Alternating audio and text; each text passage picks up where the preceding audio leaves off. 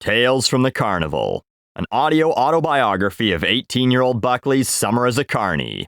Nearly 2 hours of stories about drunk children, lot lizards, horrible business practices, and potential crimes. Listen to a free chapter and buy the rest at adoseofbuckley.bandcamp.com. Did you guys know that songs have lyrics? Words often presented in a way to convey meaning? Yeah, pretty surprising, right? Well, obviously not if you've been watching my channel for, the last 10 years, as I've made fun of well over 100 songs and the words within them. But there are a lot of people who really don't care about song lyrics. They just like the way a song sounds and don't give a shit what it has to say. That's fine. That's perfectly fine. You should be able to enjoy your entertainment however the fuck you want. But some songs just aren't appropriate for certain settings. For example, I once participated in a charity axe-throwing event for an organization that helps abused women. And if the absurdity of a bunch of dudes wielding sharp objects for this cause isn't already hilarious on its own, a bunch of rap songs including Big Pimpin' played during the event. I thug 'em, fuck 'em, love 'em, leave 'em, cause I don't fucking need 'em, as we raise money for women who have been thugged, fucked, loved, and left. So, a video went viral a few days after the election of some Trump supporters who were upset about the current results. You know, where their boy told everyone not to mail in any ballots and then the election was basically won by mail-in ballots. Remember, if you tell people not to get you anything for your birthday, you can't be mad when everyone shows up to your party empty-handed. Anyway, hey, they have the right to protest just like anyone else. And look how happy they are dancing. Or, stomping around in a jerky motion that looks like Asimo dancing. But anyway, what were they dancing to?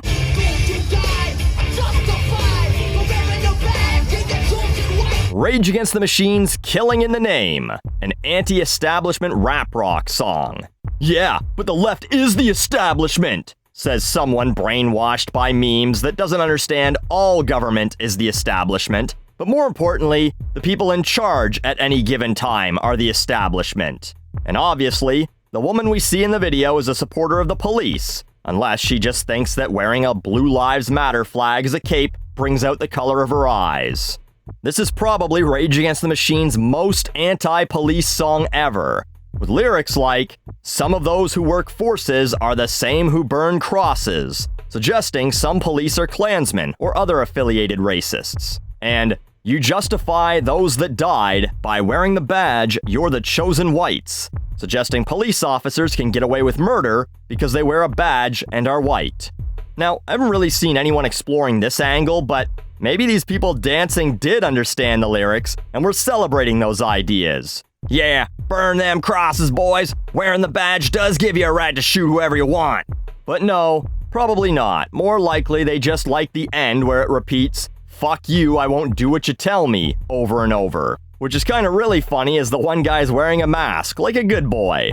But there's no excuse for this song. There's only 5 fucking lines in the whole song repeated over and over. And I just told you 3 of them.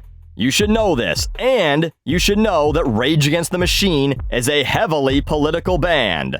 Always has been, and are generally very left-leaning, probably leaning further left than the current Democrats, who, over the years, certainly don't have their hands clean with various military engagements. Obama authorized drone strikes and dropped over 26,000 bombs in mostly Middle Eastern countries during his final year as president, like someone ordering 6 drinks at last call. And I'm sure that's something that members of Rage Against the Machine would not be happy about. But, despite them having existed for nearly 30 years, people are just finding this out in 2020. In the summer, there were a couple of posts from these slack-jawed idiots who have apparently been listening to Rage's music for decades and are just now upset with their political leanings.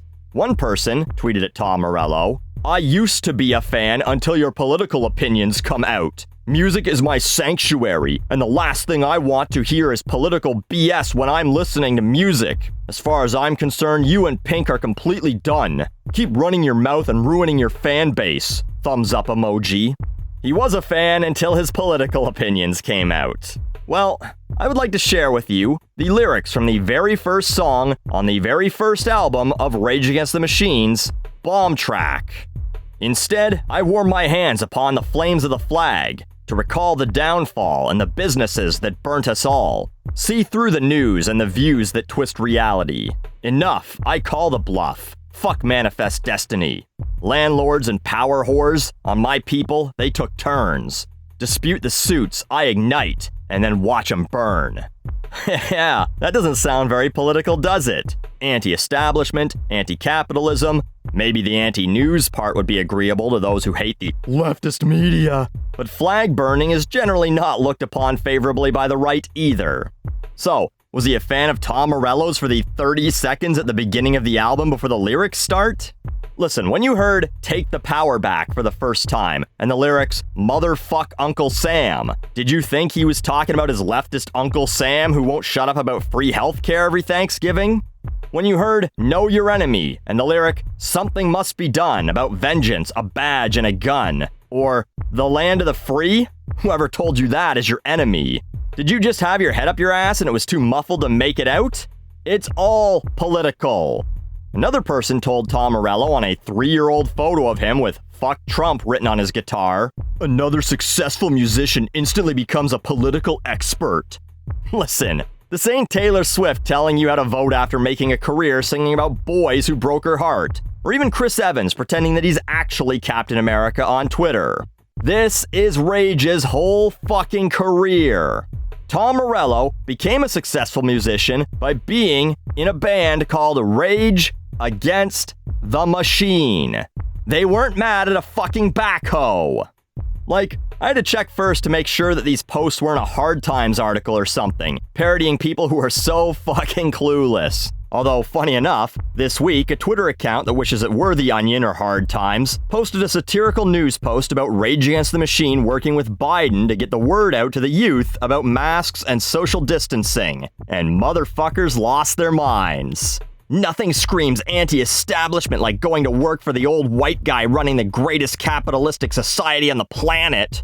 I'm not sure how pushing Fed-Gov mandates of complete surrenders of freedom is raging against the machine. Call me slow, I guess. Well, if you insist. Someone replies, Rage Against the Machine is now advocating for government control on behalf of a lifelong politician. Fucking clowns. Gotta love that people still think the government's big plan was to make you cover your face in public so they could never know your identity.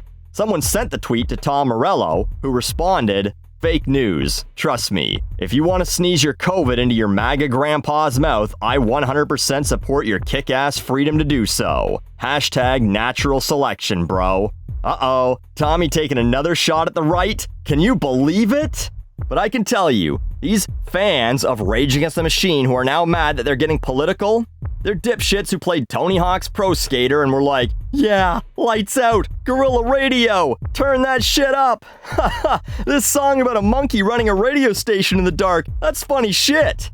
Now, I'm not telling you that you can't be a Rage Against the Machine fan if you disagree with their political opinions and just like their high-energy music. Fuck, every artist I like is probably way further to one side or the other than me. I don't have to agree with their message, I only have to agree that they have a right to deliver that message however the fuck they want, and I can ignorantly headbang to anti-capitalist music on my way to Best Buy to buy more shit I don't need if I want to.